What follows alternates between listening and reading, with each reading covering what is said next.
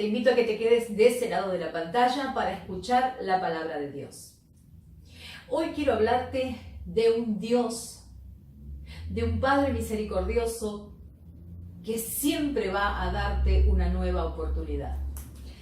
Leemos Jonás 2, versículo 1 en adelante. Entonces oró Jonás a Jehová su Dios desde el vientre del pez y dijo: Invoqué en mi angustia a Jehová y él me oyó. Desde el seno del Seol clamé y mi voz oíste. Me echaste a lo profundo en medio de los mares y me rodeó la corriente, todas tus ondas y tus olas pasaron sobre mí. Entonces dije: desechado soy de delante de tus ojos, mas aún veré tu santo templo. Las aguas me rodearon hasta el alma, rodeóme el abismo, el alga se enredó a mi cabeza. Descendí a los cimientos de los montes. La tierra echó sus cerrojos sobre mí para siempre. Mas tú sacaste mi vida de la sepultura, oh Jehová, Dios mío. Cuando mi alma desfallecía en mí, me acordé de Jehová, y mi oración llegó hasta ti en tu santo templo.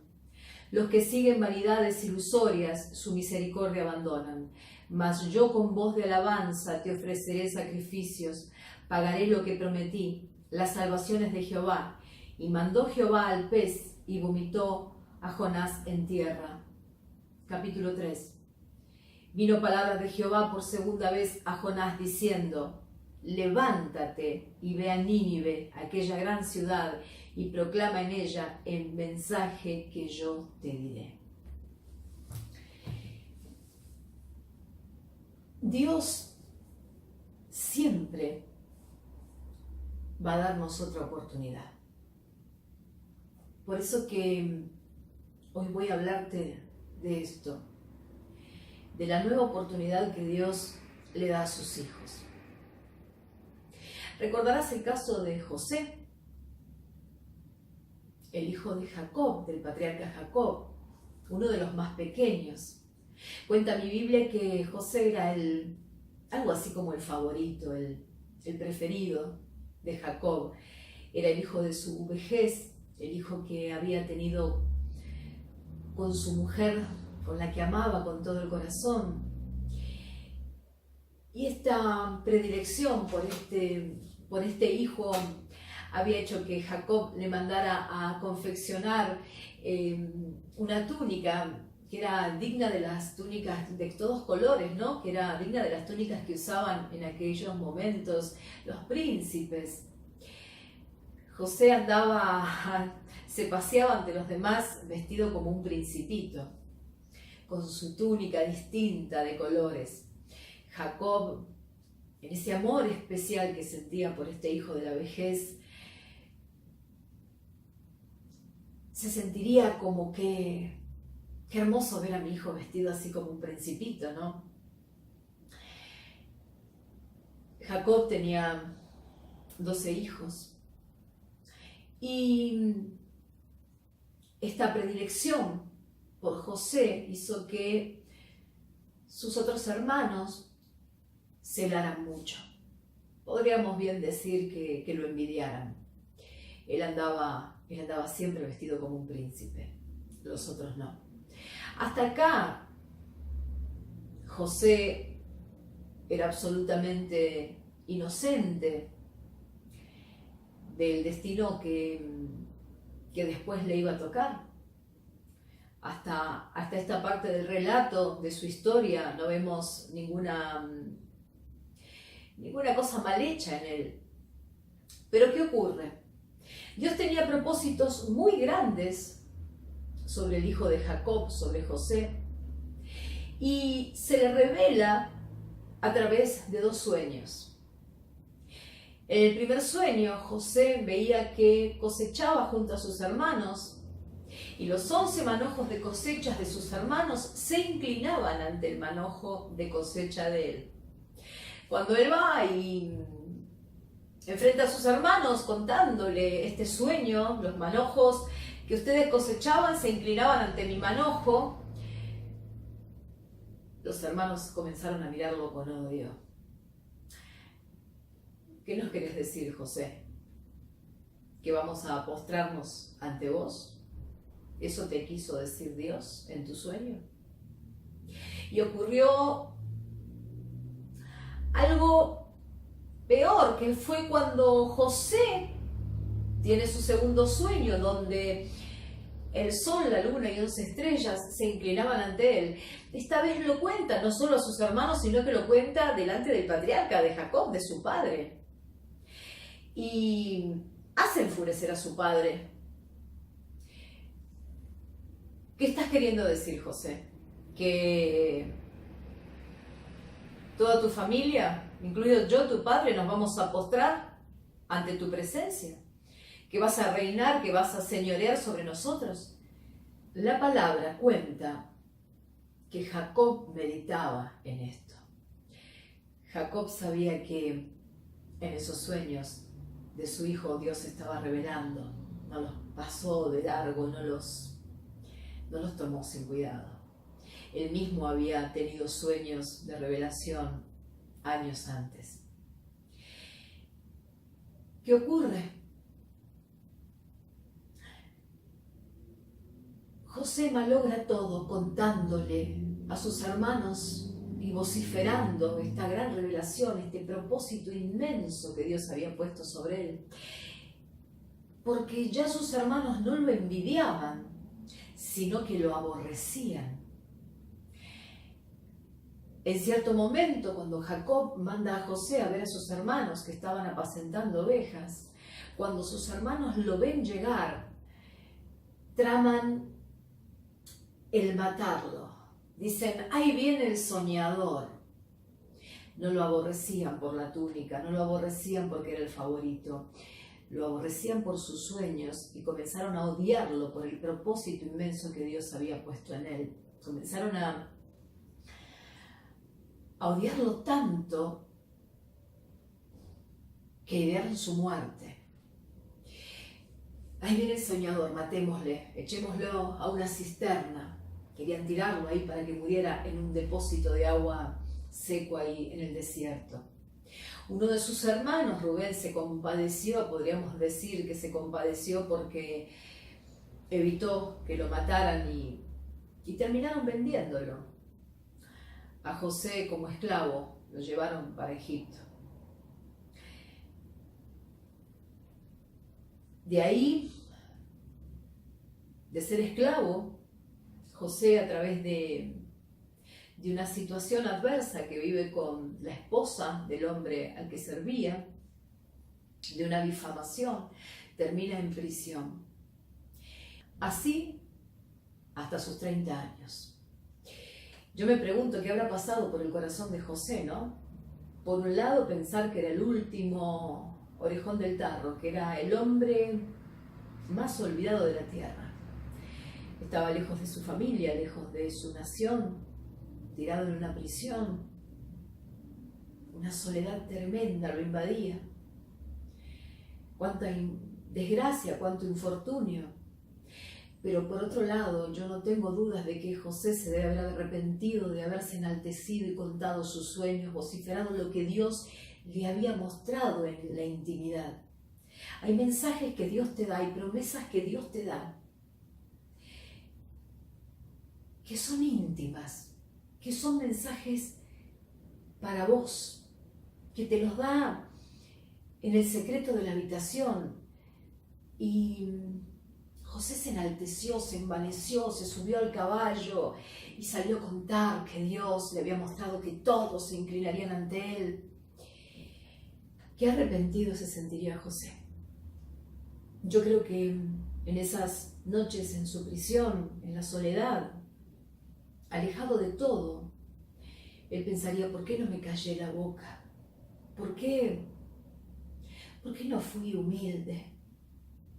¿Por qué no actué distinto? ¿Por qué, si yo sabía ya que mis hermanos me envidiaban, porque mi padre me amaba de un modo distinto, yo era su favorito, ¿por qué encendí más ira en ellos? ¿Por qué provoqué el odio? ¿Por qué no hice las cosas de otro modo? Pero hoy vine a hablarte de un Dios que da nuevas oportunidades. Y allí, en esa prisión donde estaba quemando los años de su vida, de pronto a pesar de que José había malogrado todo el propósito de Dios, porque se había enaltecido del don de Dios. En esa prisión, en esa soledad, cuando todas sus esperanzas flaquearon, cuando ya no había camino, de pronto una voz le dice: José, afeitate, bañate, prepárate, vestite bien, porque el faraón manda a llamar por ti. Hoy te encontrás con el faraón, quiere hablar contigo. ¡Wow! Ese es un Dios de nuevas oportunidades que en el medio de la nada, de la negrura total, cuando ya no había esperanzas de nada, lo saca de la prisión. Y cuando el faraón lo conoce y José puede descifrar su sueño, un sueño que el faraón no podía encontrarle sentido, ni todos los adivinos del faraón, pero José sí, que fue cuando descifró el sueño de las 7 vacas gordas y las 7 vacas flacas, y salva a Egipto de la hambruna, y no solo a Egipto, sino a su propio pueblo. El faraón ve que no había sobre la tierra otro hombre con semejante presencia del Espíritu de Dios en sí mismo, y dice el faraón: este hombre es valioso, este hombre no puedo dejarlo ir, y lo nombra como su segundo, lo pone como gobernador de Egipto. El faraón le da su anillo. Nuestro Dios, nuestro Señor Jesucristo, es un Dios de nuevas oportunidades. José había hecho todo, absolutamente todo mal. Sin embargo, cuando lo había perdido todo, cuando había malogrado todo el plan de Dios, Dios lo vuelve a llamar y lo lleva a la cima en victoria, porque es un Dios de nueva oportunidad. Y tenemos el caso de Moisés. Cuando él nace, el faraón Seti, alertado por sus adivinos de que iban a ser un libertador para el pueblo de Israel, para estos esclavos, manda a matar a todos los niños. El mandato era arrojarlos al río, ahogarlos. Mas la madre de Moisés prepara un cesto bien acondicionado y lo deja flotando sobre el Nilo. Es ahí donde la hija del faraón divisa esa canastita, se da cuenta de que era un bebé y lo prohija. Moisés va a parar directo a la corte del faraón. Es entrenado para la guerra, para liderar, para ser el próximo faraón. Refinado, la mejor educación, todas las armas para ser un gran líder, un gran gobernante, las obtiene ahí, criándose en la corte del faraón. Cuando llega aproximadamente a la edad de 40 años, él quiere ir a visitar, ver a sus hermanos, sale del palacio real, sale de la corte y comienza a mezclarse un poco con el pueblo, con sus hermanos, y presencia una situación en donde un egipcio estaba maltratando y siendo violento con uno de sus hermanos israelitas. Se desborda de ira, de bronca, y en ese odio, en esa furia que le nace, mata al egipcio. Al otro día, cuando vuelve a estar con los de su pueblo, ve una disputa entre dos israelitas y Moisés se mete en esa disputa. Quiere enseñarles a no pelear, son hermanos, quiere enseñarles el respeto. Había ya un llamado a ser líder, gobernador y juez. Dios ya lo había llamado para ser el libertador de su pueblo, el líder de su pueblo. Pero uno de estos israelitas lo mira y le dice: ¿qué vas a hacer si no te obedezco? A ver, ¿que vas a matarme como al egipcio? Ahí Moisés sintió mucho miedo. Y obviamente esta noticia llegó al Palacio Real y mandaron a matarlo. Es por esto que Moisés, con todo ese propósito, Dios lo había llevado a la misma corte del faraón, echa todo a perder por un momento de furia cuando mata al egipcio y termina escondido en el desierto de Madián. Si buscas imágenes del desierto de Madián vas a ver que es un lugar que uno podría pensar que es imposible de vivir. Y ahí termina perdiendo 40 años de su vida cuidando y apacentando las ovejas de su suegro, ni siquiera eran suyas las ovejas. Había echado todo a perder. En Hechos leemos que Moisés pensó que sus hermanos israelitas sabían que él estaba llamado a liberarlos y a liderarlos. Pero no era así. Y ya vencido y grande, y habiendo quemado tantos años en el desierto escondido, aparece este Dios del que hoy te vine a predicar. Aparece un Dios de nueva oportunidad, porque de pronto una zarza ardiente en el desierto, un fuego que no se consumía, hace que él repare en esa zarza y escucha la voz de Dios diciéndole: Moisés, Moisés. Dios le estaba avisando que el clamor de su pueblo, el sufrimiento de su pueblo,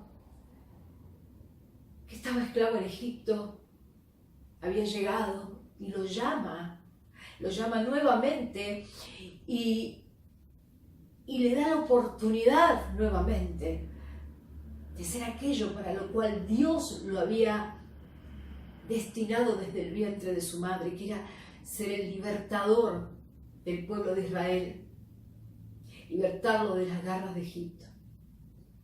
Y así fue.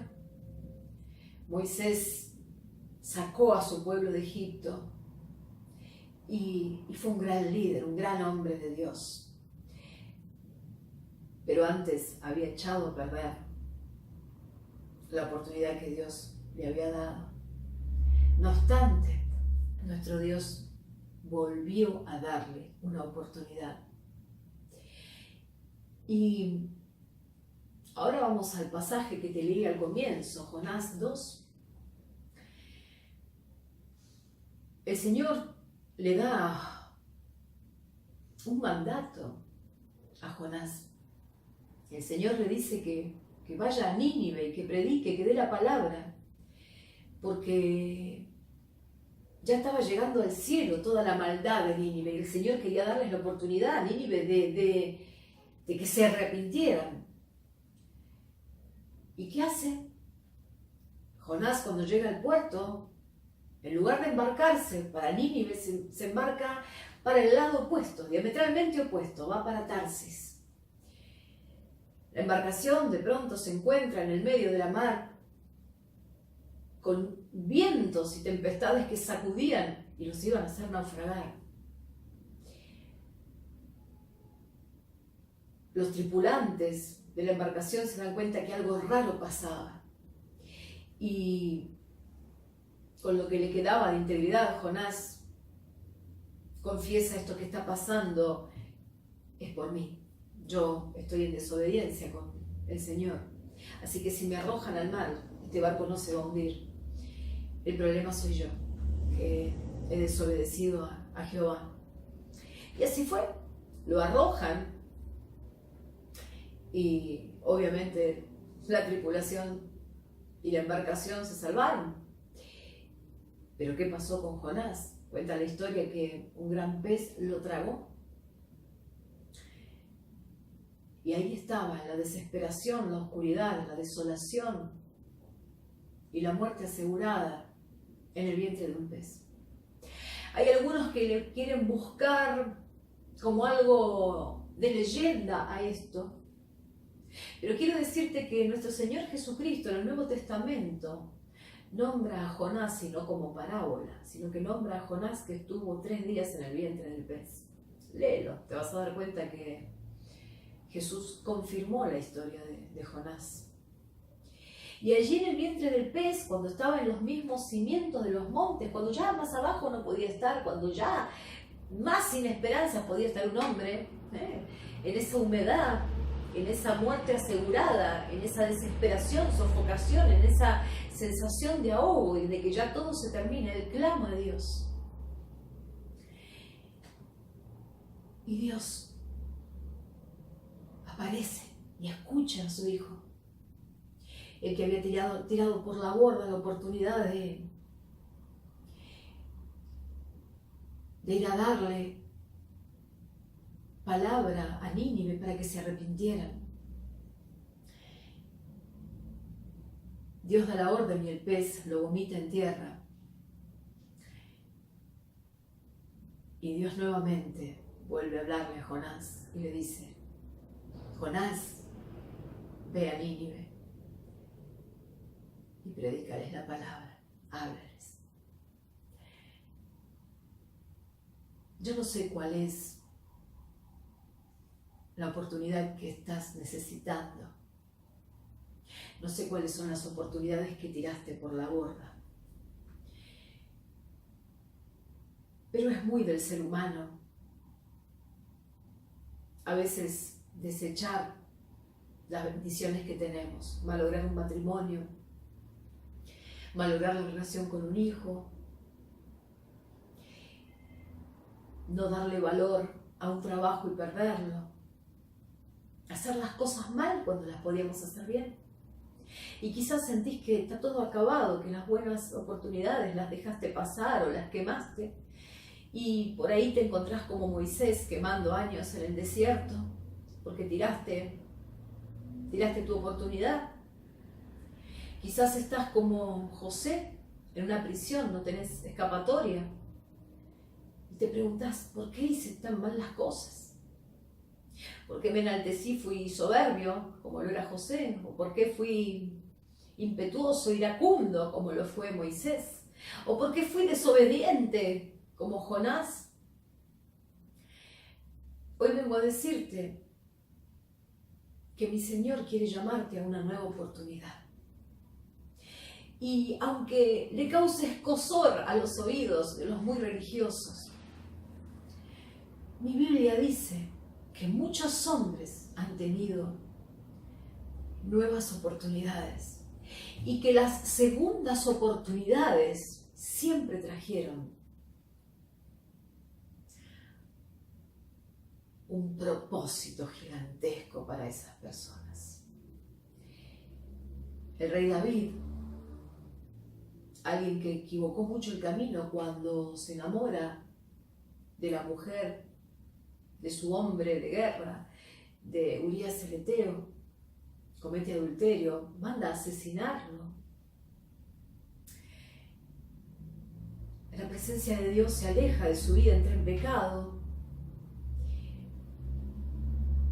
El profeta se lo hace ver y Dios le vuelve a dar una oportunidad. Por eso voy a leerte Salmos 51. Si lo que estás necesitando es una nueva oportunidad del Señor, toma tu Biblia y comienza a leer en voz alta el Salmo 51. Este salmo que David escribe cuando necesitaba que el Señor lo limpie de su maldad y le diera una nueva oportunidad. Ten piedad de mí, oh Dios, conforme a tu misericordia, conforme a la multitud de tus piedades, borra mis rebeliones.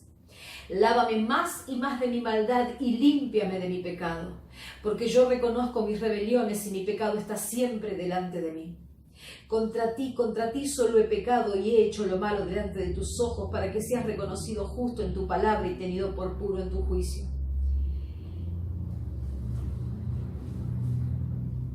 Ora a Dios con arrepentimiento.